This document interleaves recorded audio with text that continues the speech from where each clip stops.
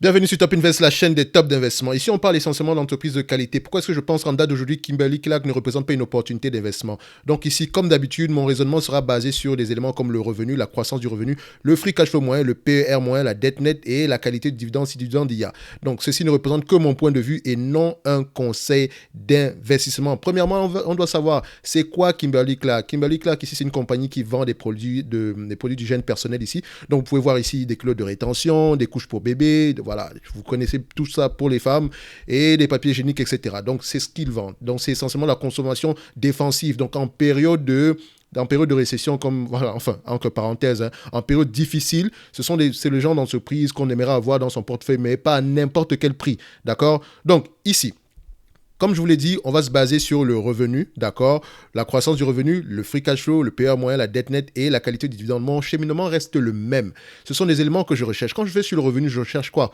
La stabilité ou la croissance du revenu, d'accord? Parce que je ne veux pas investir dans une entreprise qui a des revenus en zigzag. Quand bien même on a des revenus en zigzag, ça me permet de savoir si l'entreprise est cyclique ou pas. Donc quand je vais ici sur Kimberly-Clark, je regarde ici l'état d'avancée du revenu sur une période assez longue. Donc je peux constater ici que nous avons des revenus qui sont à peu près croissants sur les 10 dernières, enfin pas les 10 dernières années, mais au moins depuis 1985, nous sommes en période de croissance. Donc, votre rôle est de savoir croissance, c'est quoi? Est-ce que croissance par acquisition ou bien croissance de manière organique? Donc, c'est une entreprise ici qui a une croissance mixte, donc acquisition et de manière organique. Donc, vous pouvez voir ici que depuis 2013, c'est à peu près une décroissance à la fin de la journée, mais ça peut également être dû au fait que l'entreprise a peut-être vendu certains segments de son activité. Donc, ça ne change pas grand-chose. Donc, on doit voir ici, est-ce que entre 2013 et 2021, en termes de revenus, en termes de bénéfices nets, est-ce que les bénéfices nets sont à peu près stables? Donc, quand on regarde ici, vous allez voir que les bénéfices nets sont à peu près stables. Même si on a une décroissance en termes de revenus, les bénéfices nets sont à peu près stables, ce qui veut dire que on s'est peut-être séparé d'un segment d'activité, mais il y en a un qui a des marges plus élevées que l'autre et ça nous permet à peu près d'avoir des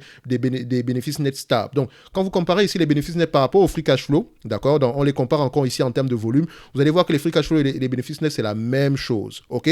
C'est la même chose. Donc ici, on va se dire que en prenant en considération la marge des bénéfices nets ici, on ne s'éloigne pas des free cash flow. C'est avec les free cash flow qu'on paye la dette, c'est avec les free cash flow qu'on rachète les actions, c'est avec les free cash flow qu'on fait les acquisitions, c'est avec les free cash flow qu'on paye le dividende, d'accord? Donc ici, vous allez peut-être voir qu'on a un dividende yield de 3,39%, c'est bien en période de récession, c'est une bonne chose, ok?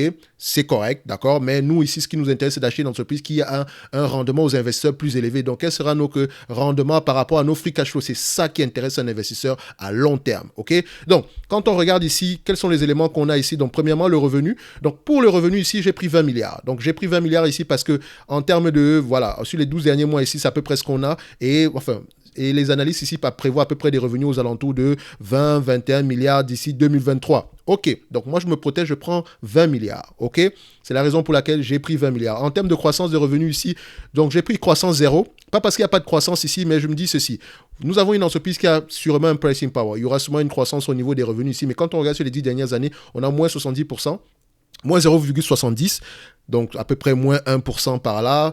Quand on regarde sur les 5 dernières années, on a 1% de croissance par là. Quand on regarde sur les 3 dernières années, on a 1,69% de croissance. Donc on a une entreprise qui se maintient, ok? Elle arrive à peu près à se maintenir. Donc c'est la raison pour laquelle j'ai pris croissance zéro, ok? Si on a de la croissance, tant mieux à la fin de la journée. Et je vous rappelle toujours que c'est pas parce qu'on a 1% de croissance des revenus qu'on aura 1% de croissance des bénéfices nets. On peut avoir 1% de croissance des revenus, mais à peu près 10% de croissance des bénéfices nets. Attention, attention. Donc à la fin de la journée ici, je prends 0%. On veut pas rendre les choses assez compliquées. Donc, on prend à peu près 0% ici. Pour les free cash flow ici, j'ai pris les free cash flow 11% ici. Quand vous allez regarder les bénéfices nets, comme je vous l'ai dit, on a comparé les bénéfices nets ici. Donc, si on compare les free cash flow, on va se rendre compte que les free cash flow en moyenne sont de 11% sur les dernières années ici. En moyenne. Sur les 5 dernières années, c'est 10,68%. Mais on peut constater ici que 2019, on a 11,69%. 2020, on a 12,29%. 2021, on a 9,33%. Mais voilà, on essaie de se maintenir aux alentours des 11% en moyenne. OK? Donc, je vais prendre 11% en moyenne. Ça, c'est juste 5 ans, d'accord? Donc, ça a commencé à peu près en 2016 ici, mais n'oubliez pas qu'en 2021, il y a peut-être eu des périodes assez compliquées avec les chaînes de logistique qui sont assez compliquées, l'approvisionnement qui devient assez compliqué, l'augmentation du prix des matières premières. Donc, il y a une période où ça demande à peu près une période pour pouvoir s'ajuster en conséquence. Donc, peut-être qu'elle n'a pas augmenté le prix aussi facilement que ça. Mais elle a un pricing power. C'est la raison pour laquelle je prends 11%. OK, si vous voulez le chiffre exact, vous pouvez juste additionner tout ça. et divisé par 10 et vous allez trouver la moyenne sur les 10 dernières années. D'accord? Donc, on ne s'éloigne pas du 11% de toutes les façons. Donc, ici, on prend 11%. Le PER moyen, c'est une compagnie assez mature.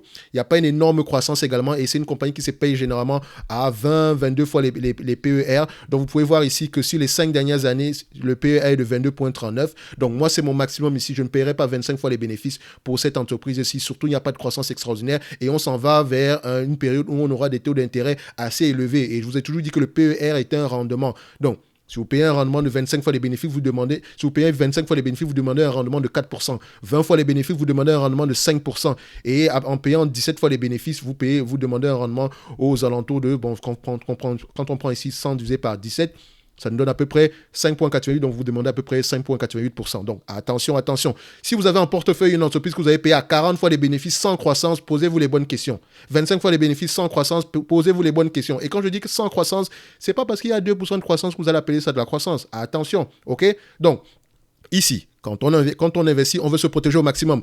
Donc, j'ai pris cet élément-là, donc j'ai pris 11% ici, donc j'ai pris ici 20, 22, 25, ok. Au niveau de la dette nette ici, donc ça c'est au niveau de la dette nette ici, je peux aller sur mon logiciel ici, je compare la dette nette. Donc, quand je peux également aller sur Yahoo Finance, d'accord. Quand je vais sur Yahoo Finance, je vais sur Financial, pour aller regarder le niveau de dette nette ici. Donc, une fois qu'on arrive sur la dette nette ici, ça nous permet à peu près de savoir quelle est la partie du bilan qu'on va devoir retrancher par rapport à nos PER. Donc, la dette nette ici est aux alentours de, voilà, 8 milliards 300. Donc, quand je regarde ici, on est aux alentours de 8 milliards 700. Donc, c'est correct. Donc, on va se mettre ici 8 milliards 300. Donc, 8 milliards 300 pour la dette nette. C'est très important parce que moi, j'enlève toujours la dette de mon PER, de mon multiple de PER. Toujours. Je dis bien toujours, ok?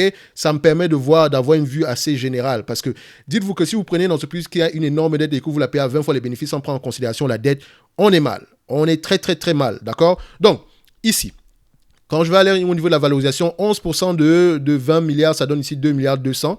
2 milliards 200 ici multiplié par 17, j'ai pris ici des PER de 20, 22 et 25. Donc, on va mettre ici 20, parce que ce sont mes PER, 22 et ici 25. OK?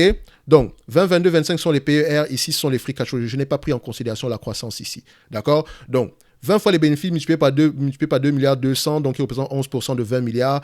Moins la dette nette ici, divisé par le nombre d'actions, ça donne 104 $ l'action. À 22 fois les bénéfices, on est à 117 $ l'action. Et à 25 fois les bénéfices, on est à 137 $ l'action. OK? Moi, personnellement, je vais me situer à 22 fois les bénéfices. Ça, c'est la marge vraiment supérieure ici pour cette entreprise-ci. 22 fois les bénéfices. Donc, vous constatez qu'en date d'aujourd'hui, nous avons un prix aux alentours des 134 $ l'action. Donc, je dirais qu'on n'a pas une opportunité d'investissement ici aujourd'hui. La croissance, oui, il y en aura, mais voilà, ça ne me permet pas d'acheter cette entreprise-ci avec une... Voilà, il n'y a pas une décote certaine ici pour que je puisse l'acheter en date d'aujourd'hui. Je ne dirais pas que le prix est mauvais, le prix est juste correct. Alors, d'accord, on ne va pas chipoter pour une différence de 10 à 15%. Le prix est juste correct. Ce qui veut dire que si cette entreprise me verse la totalité des free cash flow en termes de dividendes ici. Donc, je vous rappelle ici qu'on a à peu près 337 millions d'actions ici. Donc, quand je prends 337 millions ici, divisé par 2, quand je prends 2 milliards 200, divisé par 337 millions ici, d'accord, ça me donne ici à peu près 6,52 $. 6,52 $ divisé par le nombre d'actions, divisé par le prix actuel, donc qui est de 134 $. On va mettre 135 $ pour arrondir, divisé par 135, donc, excusez-moi, 135, ça donne ici un rendement de 4,83%. Ce qui veut dire que si la compagnie me distribue la totalité des free cash flow en termes de dividendes, je n'aurai pas un rendement supérieur à 4,83%. D'accord? En date d'aujourd'hui, on paye un dividende qui me donne droit à un rendement actuel de 3,39%. C'est bien. Mais si je paye l'entreprise au prix actuel et que les revenus stagnent, les marges stagnent et je le garde pendant 10 ans, je n'aurai pas plus de 4,83%. Si cette entreprise était un immeuble qui me reversait la totalité des free cash flow en termes de loyer, donc la totalité des loyers ici, et si j'avais acheté cet immeuble à 135 $, le rendement aurait été de 4,83%, ce qui n'est pas extraordinaire. Nous, on cherche un rendement sur Top Invest de moins 10% par là en prenant en considération la croissance. 10%. Donc, ça veut dire que si je devais acheter cette entreprise ici en date d'aujourd'hui, je serais allé regarder aux alentours de 65 $ idéalement. Mais on ne va pas aller jusque-là. Je dis ici, moi, personnellement, je cherche toujours au moins une décote de 40% par rapport à la valorisation de l'entreprise. Donc, si on a valorisé l'entreprise à 117 $ l'action en date d'aujourd'hui, une décote de 40% me demande d'acheter l'entreprise aux alentours de 70 $ par là. OK? Aux alentours de 70 $ par là. 70, 74 $, c'est ce que je demande ici. C'est la décote que je demande ici. D'accord? Donc, ça, c'est pour moi, personnellement, Je vous ai toujours dit, quand vous achetez une entreprise, demandez une décote supplémentaire. C'est ça la marge de sécurité. La décote supplémentaire par rapport à la valeur, parce qu'il y a beaucoup de choses qui peuvent se passer. On peut avoir un impact au niveau de la comptabilité. On peut avoir un ralentissement au niveau de l'économie mondiale. On peut avoir un problème au niveau des taux de change, comme présentement, ça inquiète tout le monde. Mais on doit se protéger en conséquence. C'est la raison pour laquelle on demande toujours d'investir avec une marge de sécurité. La marge de sécurité, c'est le différentiel entre la valeur et le prix payé. D'accord? Donc, si on a une valeur de 117 $ ici, nous, on veut une marge de sécurité d'au moins 40%. Donc, on va aller chercher à acheter l'entreprise aux alentours des 70, 75 $ par là. OK? Donc, ici, c'est uniquement mon point de vue. Ce n'est pas un conseil d'investissement. Ça reste une entreprise extraordinaire qui mérite d'être dans n'importe quel portefeuille, mais pas à n'importe quel prix. D'accord? Donc, je la mets sur ma watchlist ici. C'est une entreprise que j'observe, mais je sais pertinemment qu'il est très difficile, généralement, de l'acheter à un prix assez correct. Mais ça ne veut pas dire que c'est impossible. OK? Donc, gardez-la en observation. Moi, je vous dis ici que tôt ou tard, le marché vous donnera une opportunité d'investissement. Vous pouvez regarder ici dans les dernières années, vous avez eu l'opportunité de l'acheter aux alentours de 10 fois les bénéfices. 10 fois les bénéfices par là. Aujourd'hui, on vous le vend à 26 fois les bénéfices et c'est maintenant que vous voulez l'acheter. Je pense que ça mérite un peu de réflexion. D'accord? Donc, ceci n'est que mon avis et non un conseil d'investissement. Donc, on se dit ici que 117 $, c'est la valorisation de l'entreprise ici aujourd'hui. Si on est trop optimiste, on ira à 137. Donc, c'est pour ça que je dis, en date d'aujourd'hui, on n'a pas une opportunité d'investissement. Donc, il faut être patient sur cette entreprise. Donc, on se donne rendez-vous sur la prochaine vidéo. Le dividende, il est safe. C'est correct. Mais bon, à la fin de la journée, moi, je veux le dividende et la performance derrière. Même si j'achète ici juste pour le dividende, je ne m'attends pas à plus de 4,8% en termes de rendement, ce qui n'est pas extraordinaire. OK? Donc, on se donne rendez-vous sur la prochaine vidéo. D'ici là, portez-vous bien. Merci.